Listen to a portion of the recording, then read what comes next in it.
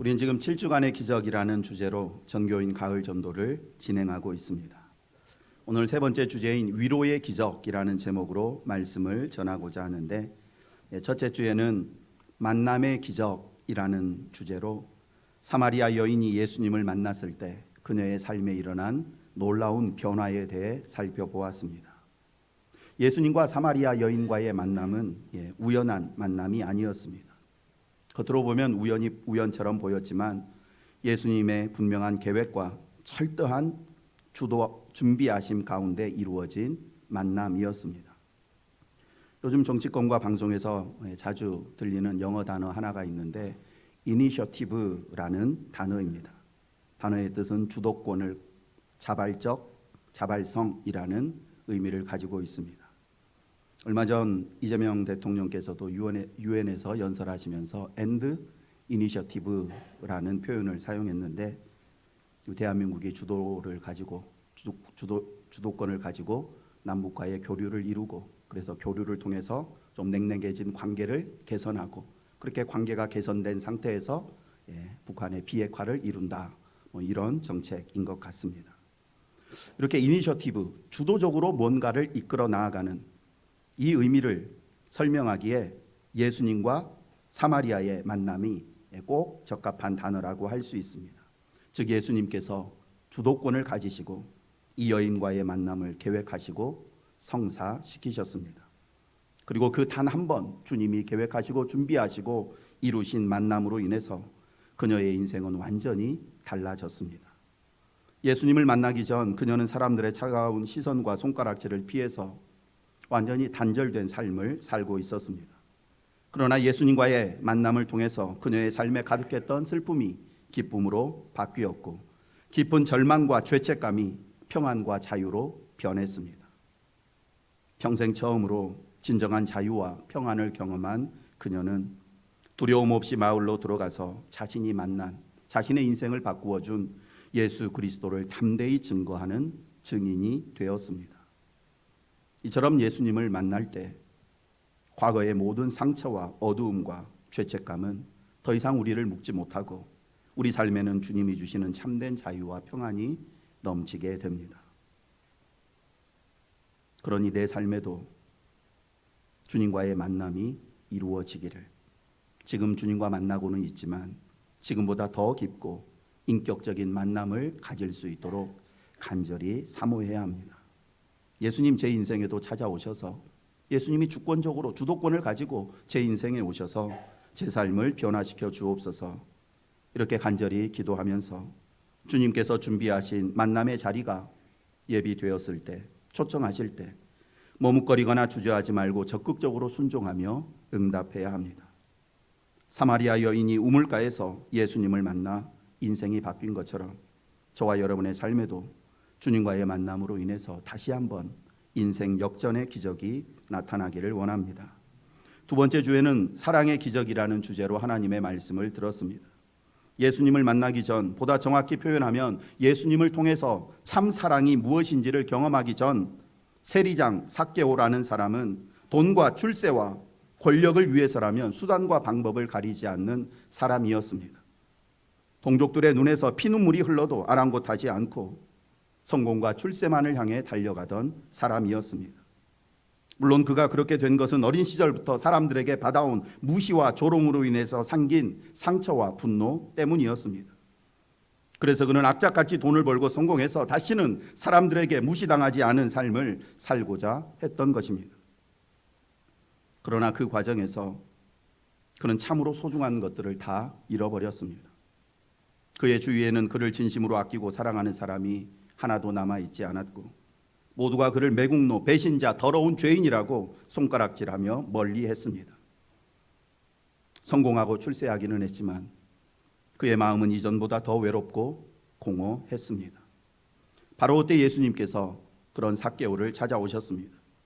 예수님은 삭개오의 삶을 정죄하지 않으시고 따뜻하고 부드러운 사랑의 음성으로 그의 이름을 불러주셨습니다. 모두가 꺼려하는 그의 집에 들어가 함께 식사하시며 그에게 하나님의 구원을 선포하셨습니다. 생전 처음 받아본 크고 깊은 사랑에 삭개오의 마음이 녹아내렸고 그의 굳게 닫혔던 마음의 문이 열리기 시작했습니다. 그는 더 이상 물질과 출세에 묶인 노예가 아니라 예수님과 함께하는 자유를 누리는 하나님의 자녀가 되었습니다. 예수님의 그 진실한 뜨거운 사랑이 삭개오의 굳게 닫힌 마음의 문을 여는 놀라운 기적을 일으켰고 그 사랑의 기적을 체험한 삭개오 역시 그동안 자신이 목숨처럼 아끼고 지켰던 그 물질을 가난한 이웃을 위해 기꺼이 내어주는 기적을 행하는 사람이 되었습니다. 사랑에는 피부색, 나이, 신분, 지위 모든 것 초월하는 놀라운 능력이 있다는 것을 다 아실 줄 압니다. 사람들 간에 존재하는 이 사랑 속에도 이러한 능력이 있다면 하물며 하나님의 완전하고도 순전한 사랑이 우리의 삶에 임하면 우리 삶에 얼마나 크고 놀라운 기적이 일어나겠습니까? 그리고 그 사랑을 소유한 사람이 또 얼마나 크고 아름다운 사랑을 행할 수 있겠습니까? 예수님이 이 땅에서의 삶과 십자가에서 보여주신 그 놀라운 사랑을 저와 여러분 다시 한번 깊이 체험하기를 원합니다. 그리고 그 사랑의 힘으로 모든 것을 극복하고 주위 사람들에게 또 사랑의 기적을 전하는 저와 여러분 되기를 원합니다. 이제 7주간의 기적 세 번째 주제인 위로의 기적이라는 제목으로 하나님 말씀 듣겠습니다. 인생을 살다 보면 누구도 피할 수 없는 슬프고 괴로운 현실에 직면하게 되게 됩니다. 그 중에서도 가장 크고 고통스러운 현실은 사랑하는 이를 떠나보내야 하는 현실입니다. 아무리 많은 부와 큰 권세를 가진 사람이라도 이 상실의 아픔과 죽음의 두려움만큼은 피할 수가 없습니다. 오늘 본문에는 사랑하는 오빠를 잃은 두 자매 마르다와 마리아가 겪은 슬픔과 절망에 관한 말씀이 기록되어 있습니다. 얼마 전까지만 해도 그들의 마음속에는 그래도 작은 희망이 남아 있었습니다. 비록 집안의 가장 역할을 하던 오빠 나사로가 중병에 걸려 생사의 기로에 서 있었지만 그래도 예수님께서 오시기만 하면 금방이라도 이 병을 고쳐주시고 건강하게 회복될 것이라는 기대가 있었기 때문입니다. 그러나 아무리 기다려도 예수님은 오시지 않았고 결국 나사로는 죽었습니다. 그 순간 마지막 희망의 빛마저 완전히 꺼지게 되었고 이제 그 가정에는 슬픔과 절망만 가득하게 되었습니다. 한 집안의 가장이고 모든 것들을 책임져 왔던 오빠가 죽으면서 이 가정에 찾아온 슬픔과 절망은 그 누구의 힘으로도 극복하거나 위로하기가 어려웠습니다. 그렇게 더 이상 아무것도 기도하거나 소망할 수 없는 모든 소망이 완전히 끊어진 말 그대로 절망적인 상황 가운데 예수님이 오셨습니다.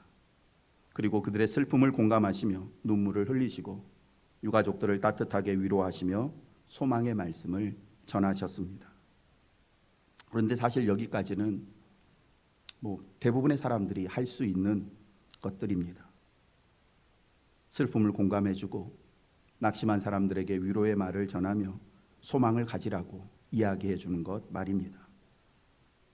그러나 예수님은 공감하고 위로하는 단계를 넘어서서 위로의 기적을 행할 수 있는 유일한 분이십니다.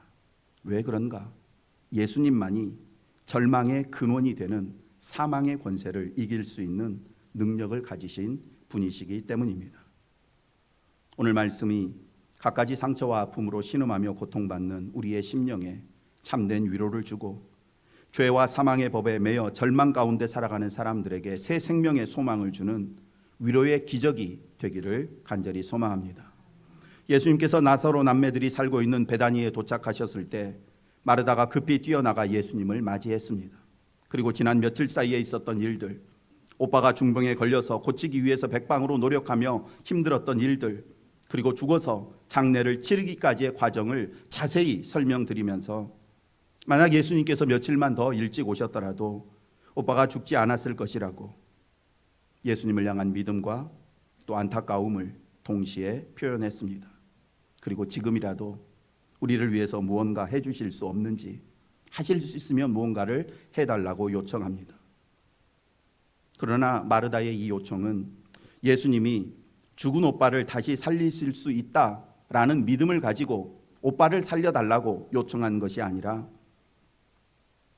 다른 사람들과는 조금 다른 사람들도 수많은 위로의 말을 해주고 내 마음을 안정시키기 위해서 다양한 행동들을 하지만 예수님은 그래도 다른 사람들보다는 더 다른 말과 행동으로 자신들을 위로해 주실 수 있을 거라고, 사람들의 위로는 많이 들었는데 주님이 저희를 좀 어떻게 위로해 주시고 힘을 주시면 안 되겠습니까? 이렇게 요청한 것입니다. 예수님은 마르다의 연약한 믿음과 막연한 기대를 외면하지 않으시고 그녀의 믿음을 한 단계 더 성장시키기 위해서 구체적으로 답변을 하십니다. 내 오라비가 다시 살아나리라. 하지만 마르다는 예수님의 이 말씀 역시 오빠가 지금 당장 다시 살아날 수 있다라는 말씀으로 받아들이지를 못하고 마지막 때 모든 사람이 부활할 때 오빠도 다시 살아날 것을 믿습니다 라고 대답합니다. 이 부분은 뒤에서 좀 더 자세히 말씀드리겠습니다. 이렇게 마르다와의 대화를 마치신 예수님은 집에 남아있는 마리아를 불러오라고 말씀하십니다. 28절입니다. 이 말을 하고 돌아가서 가만히 그 자매 마리아를 불러 말하되 선생님이 오셔서 너를 부르신다 하니. 마리아가 언니와 함께 예수님을 영접하러 나오지 않은 이유는 언니만큼 예수님을 사랑하지 않아서가 아니라 성격이 내성적이고 수줍음이 많아서 자신의 마음을 잘 표현하지 못하는 여인이었기 때문입니다. 언니 마르다가 자신의 생각과 감정을 아주 솔직하고 적극적으로 드러내며 행동하는 사람이었다면 마리아는 마음으로는 그 누구보다 깊이 예수님을 사랑하지만 그 마음을 겉으로 드러내는 데는 서툰 사람이었습니다. 게다가 오빠를 잃은 슬픔이 너무나 크고 무거워서 그녀의 스스로 힘으로 무언가를 할 수 있는 상태가 아니었습니다. 또한 당시 유대인의 장례 풍습 역시 그녀가 즉시 예수님께 나아가지 못하게 한 이유 중 하나였습니다. 우리나라의 장례 문화와 같이 장례식장에는 많은 조문객들이 찾아오고 그러면 유가족들이 그들을 맞이해야 했습니다. 그런데 지금 언니가 자리를 비운 상황에서 자기까지 자리를 비우면 조문객들을 맞이할 수가 없었기 때문에 예수님을 만나러 가고 싶어도 갈 수가 없었던 것입니다. 예수님은 마리아가 처해 있는 이러한 상황과 또 평소 마리아의 성격과 마음을 그 누구보다 잘 알고 계셨습니다. 그래서 마르다를 보내신 후에 마리아를 오라고 부르신 것입니다. 마르다가 돌아가서 선생님이 너를 부르신다 라고 말하자 마리아는 즉시 일어나서 예수님께 달려갔습니다. 자신의 마음을 알아주시고 자신이 처해 있는 형편까지 다 헤아려 주시는 예수님의 그 따뜻한 위로, 예수님이 너 불러, 이 말씀이 마리아에게 얼마나 큰 위로가 되었는지 절망 속에 앉아있던 여인이 일어나 예수님께 달려갔습니다. 예수님은 우리 각 사람의 성품이나 성격, 그리고 처해 있는 상황과 형편, 그리고 지금 내 마음 상태가 어떠한지까지 다 알고 계십니다. 아시니까 정죄하지 않으시고 판단하지 않으시며 내 상황과 처지에 꼭 맞는 위로와 격려의 말씀들을 하실 수 있는 것입니다. 그런데 우리는 어떻습니까? 잘 모릅니다. 그 사람이 지금 어떤 형편에 처해 있는지, 그의 마음이 얼마나 힘들고 괴로운지, 지금 그가 어떤 일을 겪고 있는지 사실 잘 모릅니다.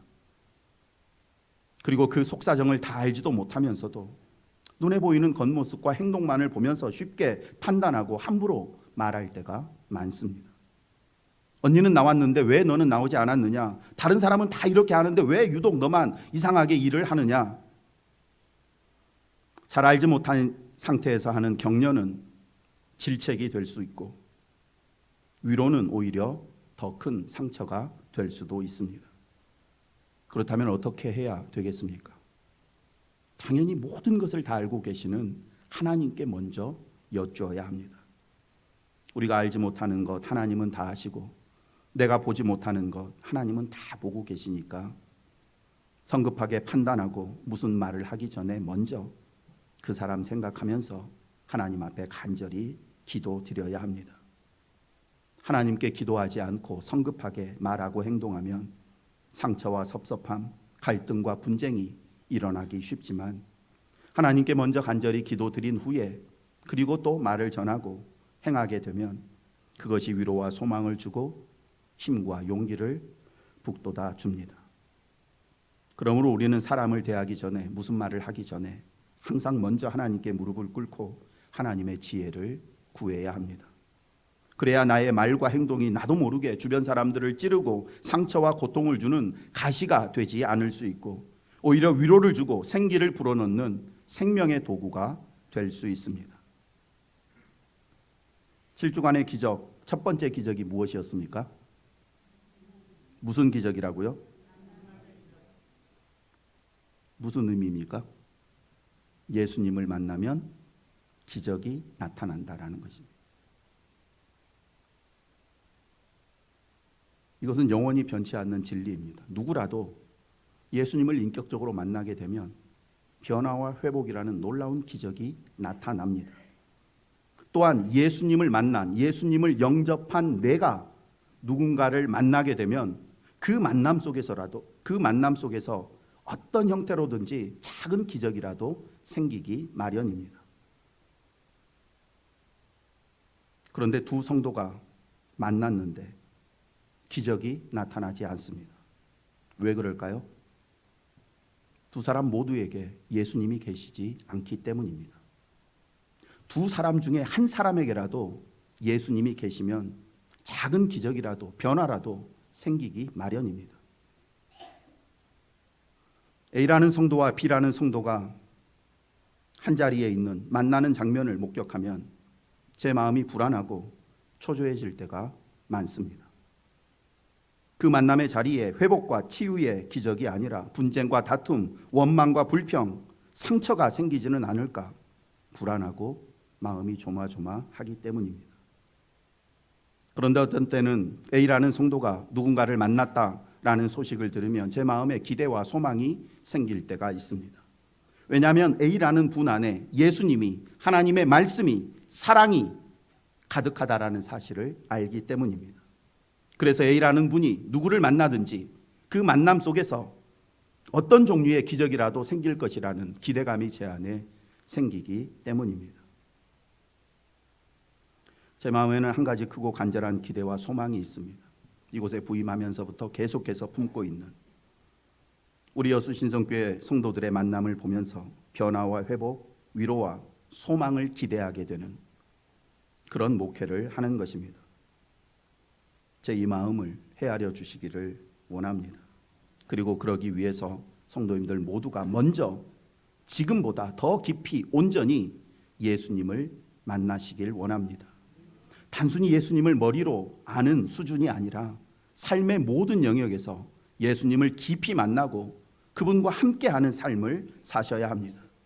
수박 겉핥기식의 피상적인 만남이 아니라 아주 깊고 진한 만남을 통해서 예수님의 마음이 내 안에 머물게 해야 합니다. 그러면 여러분이 누구를 만나든지 어떤 상황을 만나든지 그 만남 가운데 기적이 일어나게 됩니다. 목장으로 모이고 성교회 원료회로 모이고 각종 봉사팀으로 모이는 그 모든 만남을 보면서 이번에는 또 저분들이 저렇게 모여서 만나서 그 가운데 어떤 회복과 위로와 사랑의 기적이 나타날까 설레는 마음으로 기도하게 되는 그런 교회가 되기를 원합니다. 그렇게 저와 함께 노력해 가시기를 부탁을 드립니다. 두 사람 가운데 한 사람에게라도 예수님이 거하시면 그 만남 속에는 분명 기적이 나타납니다. 계속해서 말씀을 보겠습니다. 마리아는 자신의 심정과 상황을 이해해 주시고 공감해 주시는 예수님 앞에 엎드려 앞선 언니 마르다와 동일한 고백을 합니다. 주께서 여기 계셨더라면 내 오라버니가 죽지 아니하였겠나이다. 이 짧은 고백 속에는 서로 다른 두 가지 감정이 동시에 담겨 있습니다. 첫 번째는 믿음입니다. 예수님이 계셨더라면 오빠가 죽지 않았을 텐데요. 비록 오빠가 중병에 걸렸지만 예수님이 틀림없이 그 병을 고쳐주셨을 테니까요. 이처럼 마리아에게는 예수님은 어떤 병이라도 고치실 수 있다라는 이 강한 믿음이 있었습니다. 하지만 이 고백 속에는 또 다른 고백, 즉 안타까움과 아쉬움의 감정이 깊이 담겨 있습니다. 그런데 주님 왜 이렇게 늦게 오셨어요? 우리가 그렇게 오시라고 간절히 부탁드렸는데 왜 오빠 살아있을 때 오시지 않으셨어요? 조금만 일찍 오셨다면 오빠가 죽지 않았을 텐데요. 물론 이 고백은 예수님을 원망하거나 왜 도대체 늦었는지 이유를 따지고자 한 것이 아닙니다. 그녀들은 자신들을 향한 예수님의 사랑을 조금도 의심하지 않았고 예수님께서 늦게 오신 데는 다 그만한 이유와 사정이 있을 것이라고 그것을 전혀 의심하지는 않았습니다. 그럼에도 오빠가 죽고 없는 이 현실이 너무나 안타깝고 예수님이 조금만 오셨다면 얼마나 좋았을까 하는 인간적인 아쉬움을 이렇게 표현한 것입니다. 오늘 우리의 모습 역시 이 두 자매의 모습과 비슷합니다. 우리도 예수님을 믿고 예수님을 참 사랑합니다. 그런데 막상 예상치 못한 힘들고 괴로운 상황에 처하게 되면 우리의 입술에서도 이 두 자매의 탄식이 나옵니다. 주님 왜 제 삶에 이런 일이 일어나게 하셨습니까? 충분히 막아주실 수도 있으셨잖아요. 왜 제 기도에 이렇게 오랫동안 응답해 주시지 않습니까? 이러한 기도가 예수님의 능력이나 사랑에 대한 불신앙, 의심은 아니라는 것을 압니다. 그저 괴롭고 답답한 현실이 안타깝고 우리 안에 있는 인간적인 아쉬움을 이렇게 표현하는 것 아닐까요? 예수님께서도 우리의 이런 마음을 왜 모르시겠습니까? 그러니까 예수님께서도 예수님 왜 빨리 오시지 않으셨어요? 라는 이 두 자매의 탄식 어린 고백에 아니 내가 어련히 알아서 하겠냐? 뭐가 그렇게 서운하고 답답하다고 그냥 하루 종일 한숨만 쉬면서 그렇게 탄식하고 있냐? 냉정하게 말씀하시지 않고 오히려 탄식하며 눈물을 흘리는 그들에게 다가가셔서 그들의 슬픔을 공감하시며 함께 울어주신 것입니다. 그러나 앞에서도 말씀드린 것처럼 예수님은 공감하고 함께 울어주시는 것으로 그치지 않으시고 하나님의 때가 되면 우리의 그 모든 슬픔을 기쁨으로 바꾸고 내가 그동안 내신 한심보다 흘린 눈물보다 더 크고 깊고 가슴 벅찬 감사와 기쁨을 허락해 주십니다. 계속해서 말씀을 보겠습니다. 예수님께서는 마리아와 모든 유대인들이 우는 것을 보시고 심령에 깊이 비통히 여기시며 그를 어디에 두었느냐 말씀하신 후에 눈물을 흘리셨습니다. 성경은 전체 66권 1189장 그리고 31,102절로 구성되어 있는데 이 31,102절 말씀 가운데 가장 짧은 말씀이 오늘 요한복음 11장 35절 예수께서 눈물을 흘리시더라 라는 이 말씀입니다. 이 말씀은 성경에서 가장 짧은 절이지만 이 말씀 속에는 세상을 이처럼 사랑하시는 하나님의 사랑이 가장 깊고 풍성하게 담겨 있습니다. 예수님이 눈물을 흘리셨다라는 이 말씀은 예수님은 우리의 모든 눈물, 아픔, 상처, 외로움, 고통 결코 외면하지 않으시고 마침내 우리의 모든 눈물을 영원한 웃음으로 바꾸어 주신다라는 복음이기 때문입니다. 몸을 제대로 가눌 수 없을 만큼 슬퍼하시며 눈물을 흘리시는 예수님의 모습을 본 사람들은 예수님이 도대체 나사로를 얼마나 사랑하셨으면 저렇게까지 슬퍼하실까 생각했습니다. 그런데 또 어떤 사람들은 맹인의 눈을 뜨게 하는 능력이 있으면서 왜 병든 나사로는 고치지 못했는가 수군거리기도 했습니다. 예수님은 사람들의 말에 아무런 반응도 보이시지 않으시고 곧장 무덤으로 가셔서 무덤을 막고 있는 돌을 옮겨 놓으라 말씀하셨습니다. 그러자 마르다가 장사된 지 4일이나 지나서 시체 썩는 냄새가 나기 시작했는데 굳이 얼굴 알아보기도 힘든 오빠 보기 위해서 무덤까지 들어가지는 않으셔도 됩니다. 이렇게 만류했습니다. 이때 예수님께서는 무덤에 오기 전에 마르다와 주고받았던 대화, 특별히 25절 26절에 기록된 나는 부활이요 생명이니 나를 믿는 자는 죽어도 살겠고 라는 이 말씀을 상기시키시면서 지금 마르다 너에게 필요한 것은 그런 합리적이고 이성적이고 과학적인 생각이 아니라 믿음이다 라는 사실을 다시 한번 말씀하십니다. 40절 말씀 함께 읽겠습니다. 함께 읽습니다. 내 말이 네가 믿으면 하나님의 영광을 보리라 하지 아니하였느냐 하시니. 아멘. 예수님의 이 말씀 속에는 마르다와 마리아 자매가 예수님께 고백했던, 예수님이 조금만 더 일찍 오셨더라면 좋았을 텐데요 라는 이 안타까운 마음에 대한 예수님의 답변이 담겨 있습니다. 왜 예수님께서는 사랑하는 나사로가 죽어가고 있다는 소식을 들으셨으면서도 며칠씩 지체하시다가 죽은 다음에야 오셨을까요? 그 이유는 마르다와 마리아 자매, 그리고 베다니에 살고 있는 모든 사람, 나아가서 오늘 우리들에게까지 하나님의 영광을 더욱 분명하고 강력하게 드러내시기 위함이었습니다. 무슨 의미인가? 예수님께서 나사로가 병든 상태에서 그를 고쳐주셨다면 당연히 그 가운데에도 하나님의 영광이 나타납니다. 그러나 죽은 지 4일이나 지나서 썩은 냄새가 나는 나사로를 살리셨을 때, 그때 하나님의 영광을 통해 사람들은 더 강렬하게 하나님의 영광을 체험했을 것이고, 그만큼 그들의 믿음이 더욱더 큰 영향을 받았을 것입니다. 예를 들어서 거리에 피어있는 작은 들꽃 속에도 하나님의 영광이 나타나 있고, 하늘에 떠있는 찬란한 태양 속에도 하나님의 영광이 나타나 있습니다. 들풀에 깃든 영광이나 태양 속에 담겨있는 하나님의 영광, 본질적으로 다르지 않고 동일합니다.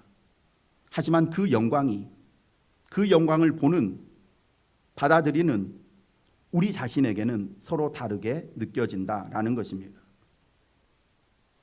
들꽃을 바라볼 때 나에게 주어지는 그 영향과 찬란한 태양을 바라볼 때 하나님의 높으심과 능력을 떠올리는 나의 마음이 다른 것처럼, 나사로의 부활 사건은 예수 그리스도의 부활과 생명의 권세가 얼마나 크고 강력한 것인지를 우리에게 더욱 강렬하고 확실하게 체험하게 하고, 그래서 우리의 믿음을 더욱더 굳건하게 세우시는 것입니다. 끝으로 43절, 44절 말씀입니다. 이 말씀을 하시고 큰 소리로 나사로야 나오라 부르시니 죽은 자가 수족을 배로 동인 채로 나오는데 그 얼굴은 수건에 쌓였더라. 예수께서 이르시되 풀어놓아 다니게 하라 하시니라. 나사로야 나오라는 주님의 음성이 선포되자 죽었던 나사로가 살아서 나왔습니다. 때로 내 삶이 죽은 지 사흘이나 지난 나사로와 같고, 내가 처해 있는 형편이 어둡고 냄새나는 무덤과 같이 여겨질 때가 있습니다. 모든 희망이 사라지고 아무리 몸부림쳐도 도저히 벗어날 수 없는 문제들에 둘러싸여서 무기력하게 하루하루 살아갈 때가 있습니다. 그러나 우리가 절망하지 않고 포기하지 않을 수 있는 이유는 우리 앞에 예수님이 계시기 때문입니다. 어떤 때는 주님이 내 곁에 안 계신 것 같고 저 멀리 계신 것처럼 느껴질 수는 있지만, 그러나 그것은 어디까지나 우리의 느낌일 뿐이고 주님은 언제나 우리 앞에 서 계십니다. 그리고 지금 내 앞에 서 계신 주님은 말씀 한마디로 우리의 모든 절망을 소망으로 바꾸고 꽁꽁 묶인 내 삶을 자유롭게 하실 수 있는 분이십니다.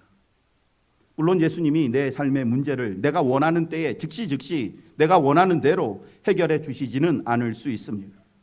그러나 한 가지 확실한 것은 하나님께서 계획하고 계신 그 정확한 때가 되면 완벽한 방법으로 우리의 삶 속에 하나님의 영광을 드러내신다는 사실입니다. 그러니 어떤 상황 속에서도 낙심하지 말아야 합니다. 내 모든 상황과 형편을 다 아시고 언제나 나에게 최고의 해답을 제시해 주시는 예수님 믿고 끝까지 의지하기를 원합니다. 예수님은 우리를 다시 살리실 뿐만 아니라 풀어놓아 다니게 하라 말씀하시며 우리를 완전한 자유와 평안으로 인도해 주십니다. 말씀을 마칩니다. 예수님은 저와 여러분의 사정과 형편을 다 알고 계십니다. 우리가 아파하고 괴로워하며 답답해하고 슬퍼하는 우리 인생의 무덤 앞에 지금 서 계십니다. 지금 여러분의 삶에 어떤 무덤들이 있습니까? 끝이 보이지 않는 질병의 고통, 깨지고 멀어진 관계, 오랫동안 해결하려고 발버둥쳐도 해결되지 않는 죄의 습관들, 포기해버리고 싶을 만큼 힘들고 무거운 사역과 삶의 책임. 주님은 우리가 이건 도저히 안 되겠다 단정짓고 포기해버린 그 불가능한 문제 앞에 서서 우리에게 말씀하십니다. 무덤의 돌을 옮겨라. 주님의 이 말씀에 순종해서 우리 삶을 어둡고 악친하게 만드는 모든 불신과 체념, 미움과 원망, 탐욕과 자존심의 돌들을 굴러낼 수 있기를 원합니다. 그러면 주님께서 어둡고 절망스러운 내 삶에 새 생명과 소망을 가득 채워주십니다. 또한 돌을 굴리라는 주님의 말씀에 순종하는 마음으로 전도 대상자들을 꼭 작정하시고 마음에 품고 간절히 기도하며 전화하고 찾아가서 만나 복음을 전하시기를 원합니다. 그러면 예수님께서 그 사람의 문 앞에 서서 누구누구야 나오라 선포하실 것이고, 그러면 죽어있던 그의 영혼이 살아나고 그의 삶을 묶고 있던 모든 사슬이 풀려서 천국을 향한 새 걸음을 힘차게 내딛는 기적이 나타나게 될 줄 믿습니다. 기도드립니다. 사랑과 위로의 하나님 아버지, 저희 인생의 모든 눈물과 한숨을 다하시고 외면하지 않으시며 오셔서 함께 울어주시는 주님을 찬양합니다. 또한 저희가 처해 있는 이 절망의 자리를 소망의 자리로 바꾸어 주시고 굳게 닫혀 있던 마음의 문을 열어주시며 마음에 가득한 슬픔이 변하여 춤이 되게 하시고 고통이 변하여 감사가 되게 하시며 수시로 흔들리는 믿음 강하게 붙잡아 흔들리지 않는 반석과 같은 믿음으로 만들어주시는 위로의 하나님을 찬양합니다. 이번 한 주간 저희가 받은 이 위로를 전도 대상자와 이웃들에게 흘려보내게 하옵소서. 낙심과 두려움과 슬픔과 괴로움 가운데 있는 이들을 찾아가서 주님의 위로를 전하는 위로의 통로가 되게 하여 주옵소서. 이 7주간의 기적이 단순히 교회의 행사가 아니라 저희 삶의 모든 어둠이 떠나가고 포기했던 사역을 다시 시작하며 병들고 죽은 영혼이 살아나 하나님의 영광이 충만히 나타나는 역사의 시간이 되게 하여 주옵소서. 저희의 모든 슬픔을 위로하시고 절망을 소망으로 바꾸어 주시는 예수님의 이름으로 기도드립니다. 아멘.